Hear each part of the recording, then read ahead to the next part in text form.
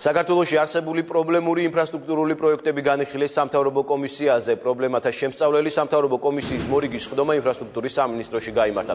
სხდომაზე აღინიშნა, რომ ყველა პროექტის განხორციელება კანონის შესაბამისად მოგვარდება, ასევე გათვალისწინებული იქნება მათი შემსრულებლების მიმართ წინა ხელისუფლების დროს განხორციელებული გადაცდომები, რაც პროექტების დროულ დასრულებასა და ადგილობრივ თუ უცხოელ ინვესტორთა უფლებების დაცვას ისახავს მიზნად.